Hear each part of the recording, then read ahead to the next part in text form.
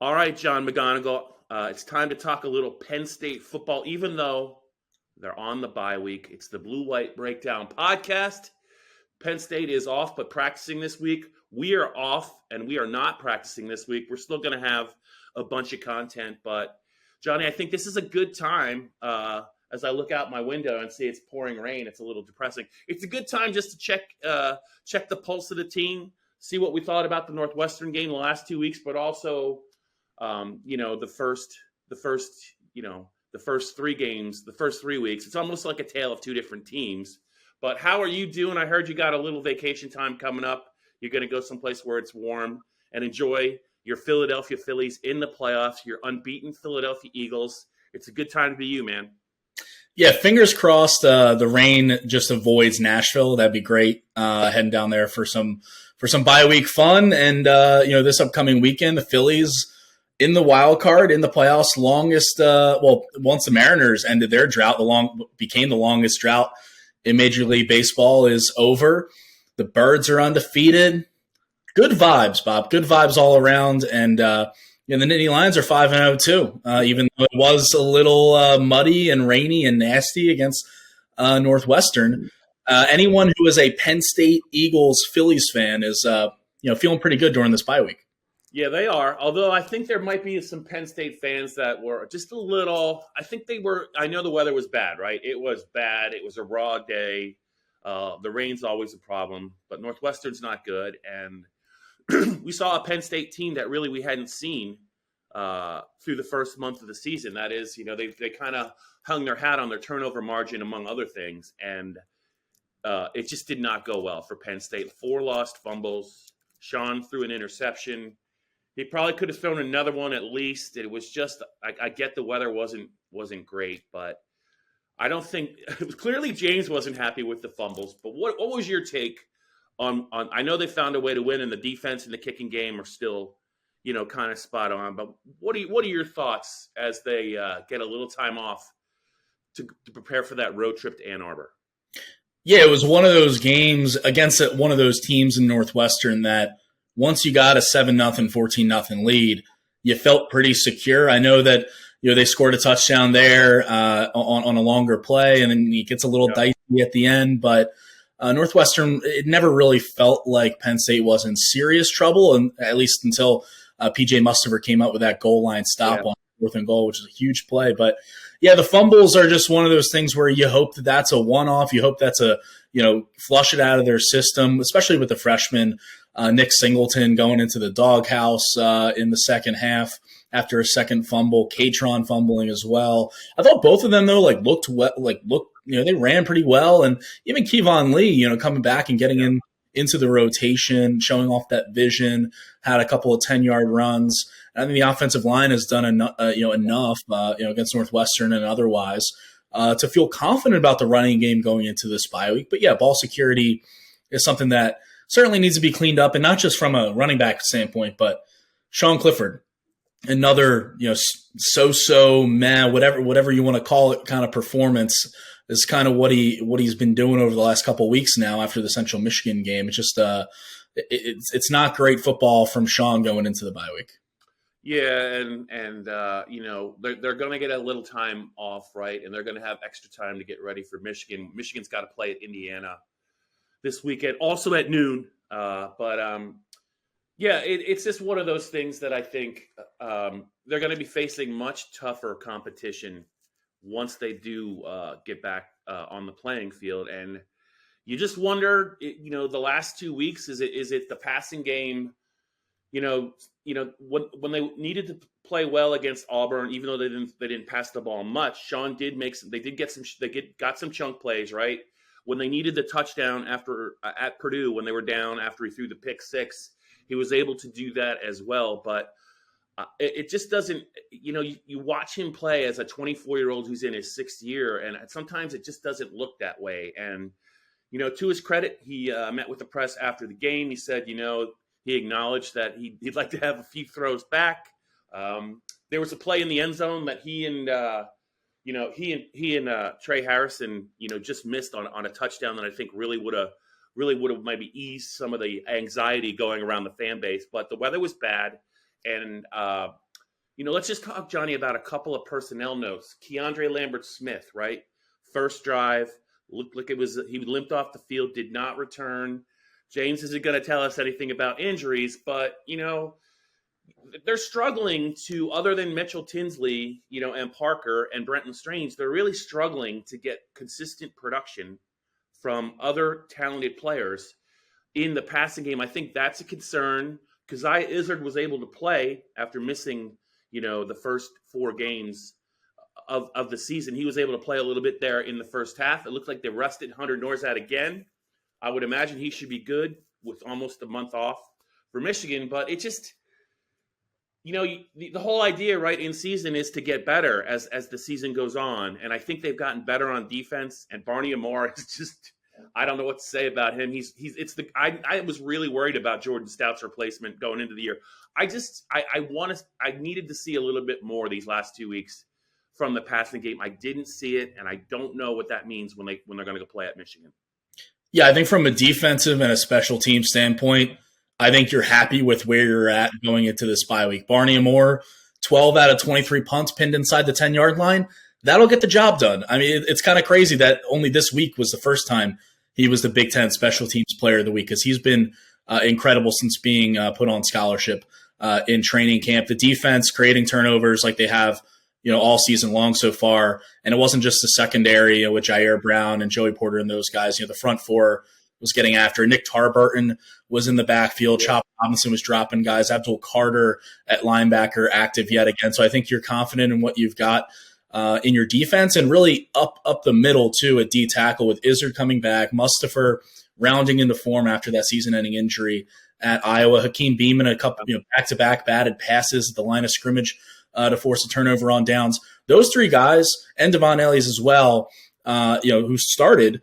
Those 4 are going to be key in the Michigan game when they're going to be looking to run with Blake Corum and get that thing rolling. If those D tackles and your linebackers can step up, I think that's going to be a big matchup to watch. But offensively, yeah, I just don't think we've seen enough out of Sean Clifford. I think we've seen enough tape. I mean, I don't think we've seen enough, enough good throws, enough production, enough confidence. In the downfield passing game hasn't really been there. And, it works for everyone. It falls on the wide receivers. It falls on the offensive coordinator, Mike Yurcich, but it falls on Sean Clifford to throw a good ball as well. I mean, he had a guy streaking down the sideline. I believe it was Mitchell Tinsley, and just overthrew him against Northwestern. He is 3 of 17 on deep passes this year, passes of 20 yards or more. And that completion rate is worse in the country among quarterbacks who have attempted at least 15 passes. And so the deep passing game you're going to have to hit some of those plays against Michigan and Ohio State and even Minnesota in this upcoming stretch to at least keep the defenses honest. You got to take those chances when you have them. You mentioned Trey Wallace. If it's a dry day, I think he catches that touchdown, that one-on-one, which I thought it was a fine ball by Clifford. Could have been a little bit better, but without Keandre Lambert-Smith, if he is out, we saw him in a walking boot after the game, walking through the tunnel. If he is not ready for the Michigan game, it's going to fall on Trey Wallace and even maybe Amari Evans and some of those other younger guys to step up at wide receiver and provide another option outside of Parker Washington, Mitchell Tinsley, and Brenton Strange, who's had a really good 5 games so far. Yeah, if I had to rank the units through 5 games, the defense is at the head of the class. The kicking game would, I think, as good as Barney has been, I'm still not quite sure about Jake Pinniger as a specialist. He made a field goal there, I think, in the second half against Northwestern that they really needed. I'm still not quite sure about that. James has mentioned kickoffs as an issue, but they haven't necessarily been hurt with a big return. But I think he's just worried that the way that they're kicking the ball, they're leaving themselves open possibly to a big return. But the special teams, I think, has more than kind of held its own, especially when it came to field position through 5 years. The offense, man, I just it's hard to dog a team that's 5-0, and I'm not going to dog them, but I just you want to see them kind of hit at every level of the game. In the passing game, on third down's been an issue, right? Third down's been an issue this season for Penn State, and maybe part of that is, like you said, some of Sean Clifford's long passes just are not connecting. 3 of 17 isn't going to cut it. The freshman runners, Nick had some great games against Ohio and Auburn, and Katron, he missed that first half for James wouldn't say what it was, but it clearly was some kind of 30-minute suspension. He won't say what it was. He didn't want to embarrass anyone. But when he did take the field, they rode him pretty good. He is a talented back, and he's really, as this season unfolds, I think they have a pretty nice 1-2 punch. I'm not sure where Kevon fits in, but I just don't know if a dangerous running game is going to be enough for them to kind of get through the start of the second half of the season when the season resumes. It feels like they're missing this kind of like spark, something that you can hit on one play in the passing game at least, because I think you have the possibility with Nick Singleton, even when he takes an 8, 9, 10-yard run up the middle, it seems like he's like one arm tackle away from breaking a 60, 70-yard touchdown. He brings that every time. Even Katron Allen. I mean, Kevon Lee, I thought looked, solid. His vision, just a couple 10-yard runs there, getting back into the swing of things. But Katron Allen, the way that he runs, the way he hits the hole, hits a second level, and really doesn't take many. He took a few, breaking a long streak without tackles for loss. But the way that he works, kind of the holes and gets into open space, I think you're really encouraged with what those running backs have shown you. I think the offensive line has done enough, but there's just that spark missing in the passing game. And, it's not Brenton Strange's fault, because I think he's been one of the best tight ends in the country from a blocking standpoint, from a catching standpoint. He hasn't had any drops this season, which he had a few last year. He's had 15 catches, 4 touchdowns. He's been a red zone beast for them. And Parker Washington, I think, has just been a matter of getting him involved more. I think they've made it a point, an emphasis to do that over the last couple of weeks. I've liked what Mitchell Tinsley has done because, he transfers in from Western Kentucky and puts up, crazy numbers there. But you don't know how that's going to translate Power 5 team against Power 5 opponents. And I think he's done a really good job. That third receiver is an issue right now. And really Sean Clifford, he looks great one moment, and it looks bad another, and then he looks great. I mean, look, the Purdue game is really just a Sean Clifford experience, in a microcosm, in a bubble. It's him throwing a pick six and, costing you the game and then going ahead and winning it for you. So, look, it's hard to ding a team for being 5-0 because, if you gave Penn State fans 5-0 before the season, they're going to take it no questions asked. But I think the way that the Auburn win went, 41-12, it was so dominant. I just think that there is I don't know. I don't want to say it's a negative sense, but there's just something hanging over this team right now. It's like, hey, you didn't come out and kick the tail ends, against Central Michigan and Northwestern like you probably thought you would and you probably could have.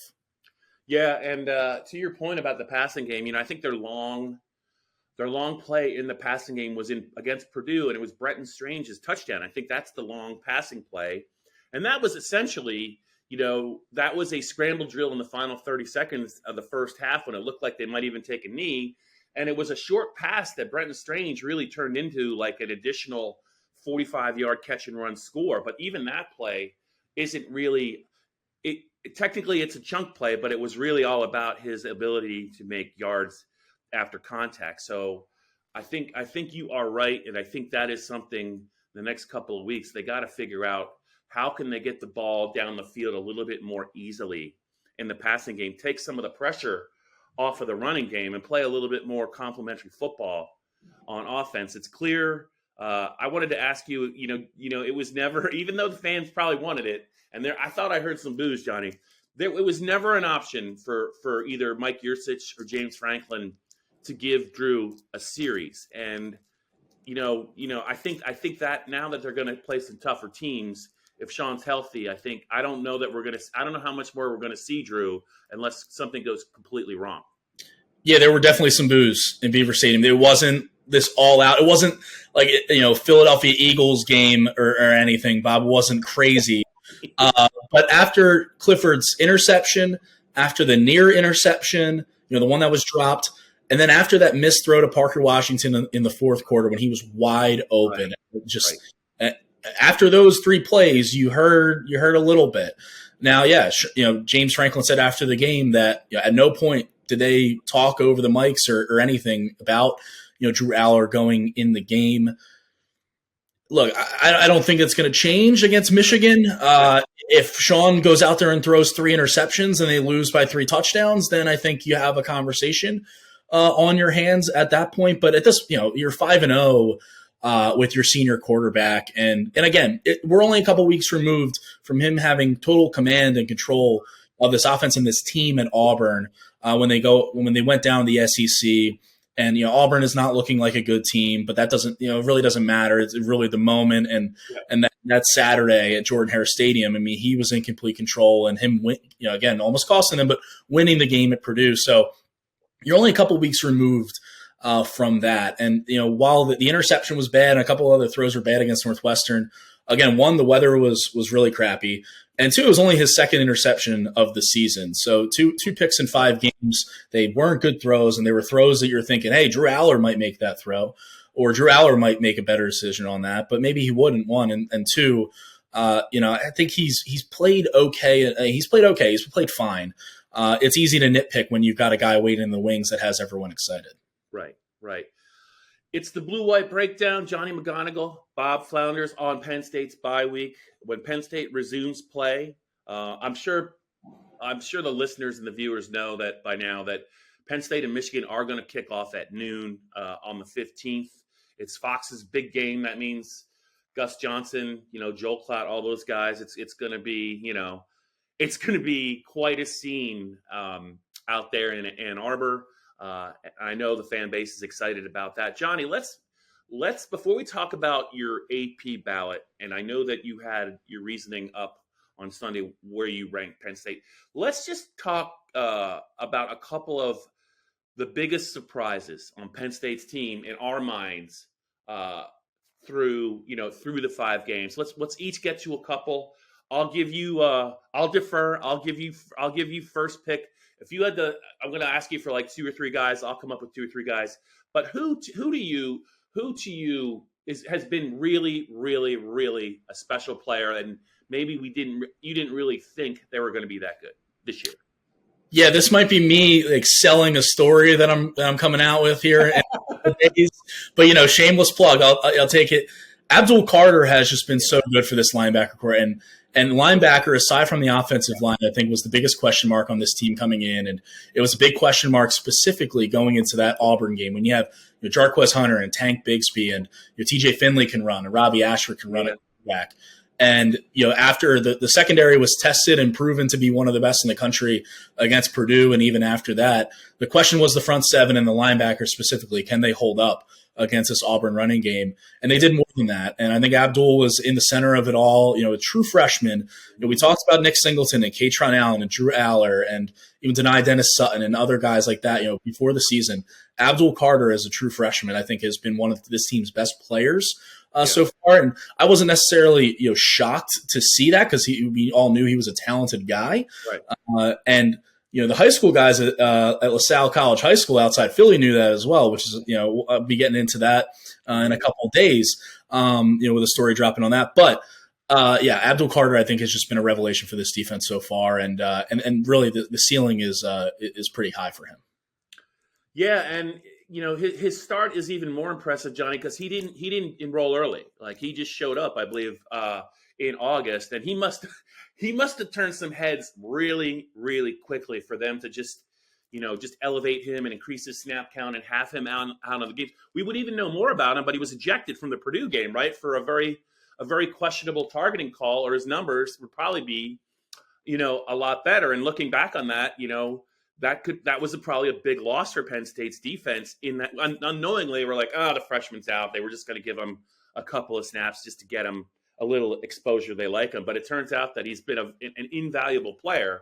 So I'm anxious to read your story. And the tip off for me is, look, when a defensive player, a linebacker, says he wants to wear number 11, that to me says a lot, because you don't ask to wear number 11 unless you're a really confident athletic guy, because if you don't play up to the capabilities of, or show stuff that, LeVar and Micah and even Navarro Bowman late in his Penn State career changed to 11. If you can't handle that, it's not a good look. And I was like, boy, this guy's got some moxie, and boy, did he back it up? I'm excited to see him in the second half of the season. Johnny, for me, we're talking about Barney and Moore, and he has been great. To me, the guy that really, to me, has really, really impressed me is Olu Fashanu, the left tackle. I mean, I saw in the Outback Bowl that he was not, when he made his first start, Rasheed Walker was hurt.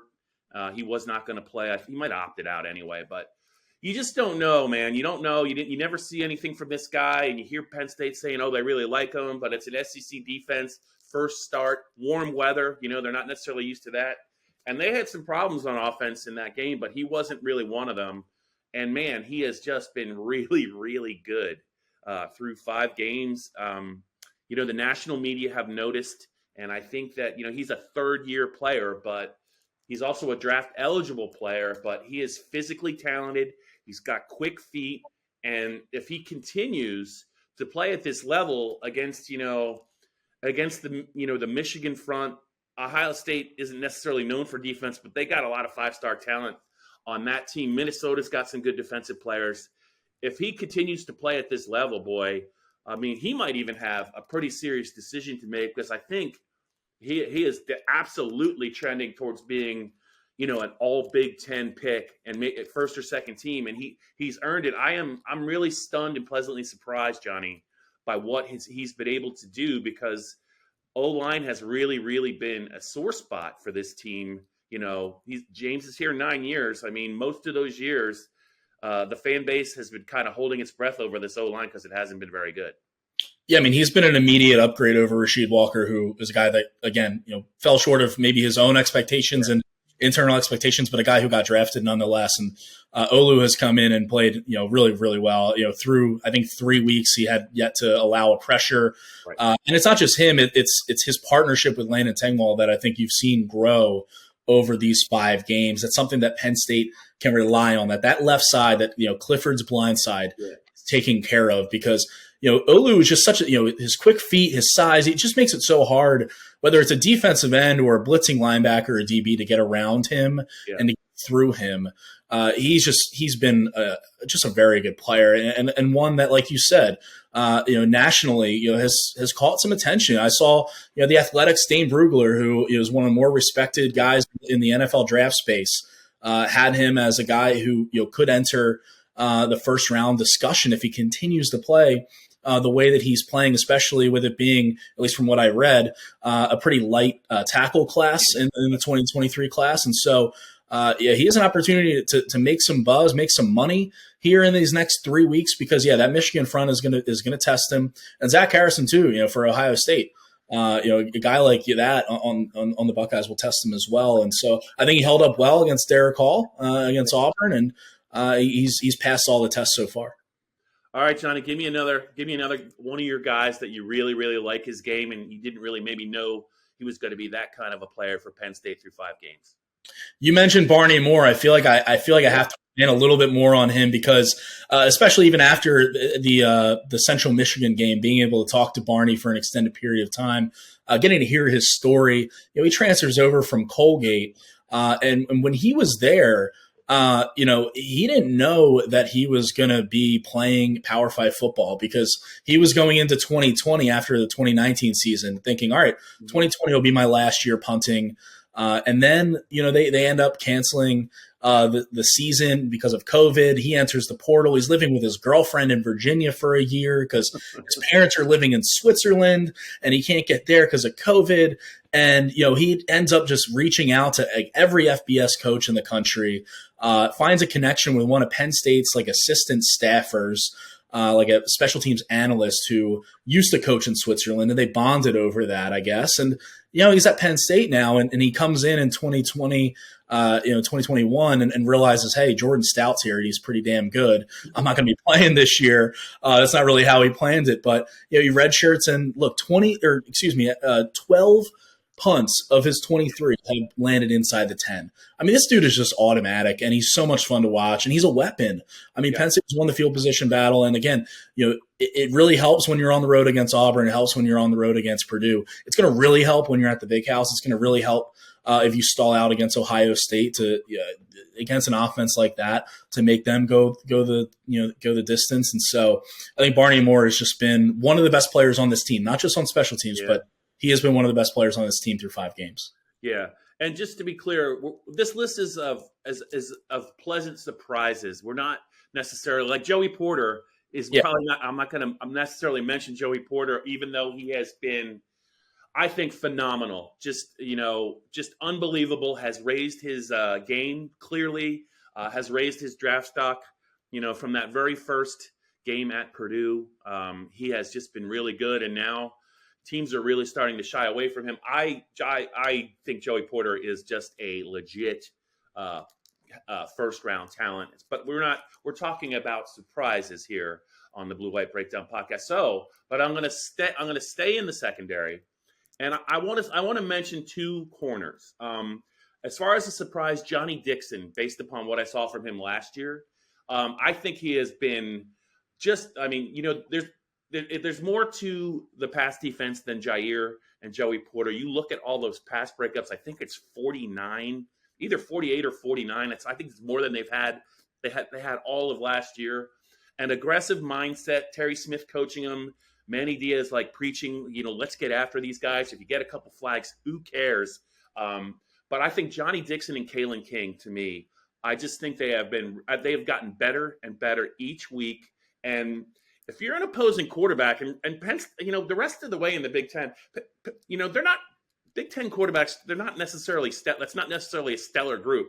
Once you get past C.J. Stroud, I mean, there are some struggling passers that Penn State's going to face, and I think you're going to see these turnovers really start to. You're going to see a lot more of them. You're going to see a lot more pass breakups, but I don't know who you really want to attack at corner. If you're an opposing offense, I know they went after Daquan Hardy a little bit. I like him a lot too, but on the outside, man, good luck, because if you don't want to throw at Joey Porter, that means you're going to test Kalen or you're going to test Johnny Dixon, and they are both aggressive players. Johnny Dixon had that huge 4th down pass breakup that sealed the deal, and I thought Kalen King, as a physical player, he's going to have some interceptions very, very soon. But those 2 guys, to me, couldn't be more impressed, and I didn't think they would be this good at this point. I agree. And look, Joey Porter, Purdue came right at him in the first game, targeted him 14 times, and he had 6 pass breakups. Since then, the 3 games after that, he was targeted 7 times total. Auburn didn't even look his way. Yeah. This dude is so good. We have to look, the other side of the field and look at the other corners. But Kalen King has stepped up. Johnny Dixon has stepped up. His sack as well at the end of the Purdue game was a key play in pushing the Boilermakers back and making that difficult for them to try and drive down the field and stage a comeback. And so, those 2 guys have just exceeded my expectations as well. And I think even the depth at safety too. We heard a lot about Zakiya Wheatley, during training camp, both spring ball and training camp, winning the takeaway king. But him and Jalen Reed playing early, obviously it's Jair Brown, it's his secondary, it's his safety room. Yeah. And Keaton Ellis is a veteran guy as well, who's been playing well. Yes. Wheatley and Reed, those 2 guys have just been all over the place. I think I like that prowler package that they've been able to use on 3rd down, getting Jair Brown using him more of a linebacker, getting, playing to your strengths and getting more DBs on the field, I think is great for the development of those rooms and the future of your secondary, both at corner and safety. But, they've been playing really out of their skin through 5 games so far. And if you're Manny Diaz, you just got to love what you've been able to get out of your back end. Yeah. I want to mention at least one more player. We probably should at least talk about the 2 young running backs, but we kind of knew they were going to be pretty special. Maybe not this special, but to me, a guy that has really, really, really stepped to the front is Chop Robinson. 2nd-year player. I know he was a 5-star talent at Maryland, limited production last year, but I feel like he's their best defensive end, and I'm not sure it's very close right now. And I think Nick Tarburton has raised his level yet again this year, and I think Adisa had a really good game against Auburn and denied you see the talent, right, with Deni Dennis Sutton, and it's only a matter of time before he starts to take over games as well. But whenever Penn State has to have a play, and it's in the passing game, if he doesn't get there, he gets close. He could beat a guy. I mean, he had a big pressure in the Purdue game at the very end of the game. He beat that right tackle right off the snap, and he was in on O'Connell, and that was a wrap. But I just feel like when it's a money down and and they need a money play, a money pass rush in the red zone, this guy is a pretty special player, and I know he was a 5-star talent, but I think that he is. I didn't think he was going to be this good, Johnny. I think he has a chance to be really special. Well, when he's playing, you forget that he's a sophomore. Yeah, you forget that this is only his second year of college ball, because that's how good he looks. I mean, there was a couple of plays in that Northwestern game, the one, down and tight when Northwestern was at like their own 5 or whatever it was, and Chop ends up on a stunt inside and meets the running back and just pile drives him. And you're like, that must hurt so much. Like, I feel bad for that running back, and I feel bad for the quarterbacks that have to line up and look at that dude across the way, because he's been getting after it like crazy. Like you mentioned, Adisa had a really nice Auburn game. Deni Dennis Sutton I've been impressed with, especially in the Central Michigan game and the Auburn game. 3 sacks in those 2 games. You see the talent.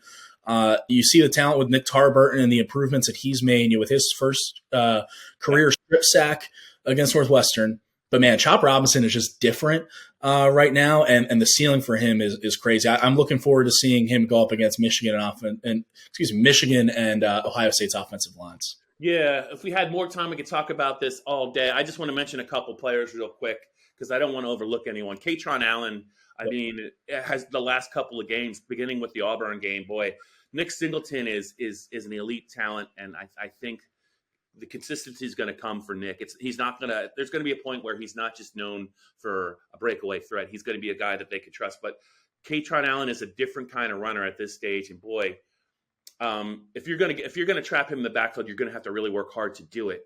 Between the tackles, he's a special player. And I just think that Brenton Strange from the tight end room, you mentioned him earlier, but I didn't see him with 4 touchdown passes, a 67-yard catch and run score where he looked like Gronk. I did not see that. I didn't see him, pancaking 5 or 6 Auburn defenders in that game and just opening up huge holes. I give him a lot of credit. The tight end room in general caught a lot of grief for their blocking, I think, in the offseason. And a couple of those players, I think, still have a ways to go. But I don't know that I can't find any fault, I think, with Brenton Strange. Maybe James Franklin can, but boy, he has taken it seriously. He's a different player. And Penn State's running game is better for it. Agreed. And, again, you look at that Auburn game, the pancake block that he had to spring Nick Singleton on that first run. I still love the call from Brad Nessler. Nick Singleton has really been bottled up. They've kept him in check. And then Brenton Strange makes the block. He pancakes his dude into the shadow realm, Bob. And then Nick, goes on and runs for 54 yards. And Brad Nessler's like, Nick Singleton, not in check. So, again, that play though, that is Nick Singleton, right? That is his speed, that is his power, that is his ability to get to the edge. But it's also Brenton Strange making that block in an area that he's really improved on. He's been a red zone beast for them, a security blanket, a guy who is willing to hurdle someone, who's really willing to run through someone. He's playing like one of the best tight ends in the country right now, and from every aspect. And so that's that's something you can hang your hat on as an offense. That one, that he's performing the way that he's performing, and 2, that you're able to get him the ball the way that I thought the play design by Yursich on Saturday against Northwestern, the little fake pitch out to Kevon Lee, the fake block by Brenton, and he gets up the seam, gets up to the sideline. I think it was a really nice play. And they got to continue to get him the ball. Yeah. I don't think that's the last time we're going to see that play. That worked pretty good, and I could see how a defense could get totally fooled, especially in the red zone, too. We haven't seen the last of that. Johnny, I think we covered all of our bases, all of our surprise package bases here as we wrap up the blue-white breakdown. I know you're headed to the South for a little R&R, and I know you're going to enjoy yourself, but just want to remind the viewers and the listeners that the Blue White Breakdown podcast, this isn't the only one. I believe Dave and I will have one a little later in the week. I think you and Dustin will have one a little later in the week. I'm excited to read your profile kind of on Abdul Carter. We're going to have some other things depending upon availability the rest of the week, but it is the bye week. Penn State, well-deserved bye week for them, 5-0. It's just amazing to me. They pull out that game at Purdue, and that really sets the stage for what's been an impressive start. The offense needs to get some things fixed, but boy, there's a lot of right answers on the Penn State team. I think through 5 games, and there's a lot of teams that would like to have the minor glitches that Penn State I think needs to fix. I don't know how you feel, Johnny. No, I agree 100%. Again, you can't complain about 5-0. There might be little things you can nitpick. We can talk about Clifford, the downfield passing game. Early on in the season, you were hoping to see more out of the pass rush, and they have plenty of time to answer these questions. They have opportunities ahead to answer these questions, and they're 5-0. They're not 3-2, so they're going to be high profile, high game. Everyone's going to be watching. All eyes are going to be on Penn-State-Michigan next week. Penn State-Ohio State in a few weeks. Yeah. They're Big Ten title contenders, Bob. That's what they are at 5-0 and ranked in the top 10. And it's going to be interesting to see how this all plays out. Yeah, real quick, where did you have them this week, and why just slot them there? Yeah, I had them 10. I thought that was fair to move them up, and I would have had them up at 9 if Ole Miss didn't end up beating Kentucky. I was a little lower on Ole Miss, and I felt like I needed to correct that a little bit. But and if it was more convincing against Northwestern, I probably would have slid Penn up 9 or 8. But yeah, I think safely in there at 10. I think it's a good spot for them. All right, Johnny, enjoy the rest of your bye week. I know that you will. You don't get cheated, man. Neither do I. So that's it for this edition of the Blue White Breakdown podcast. We've got more coming. Even though it's the bye week, we have more coming on Penn State football. You guys check out the podcast and check out the PennLive site for our subscriber content.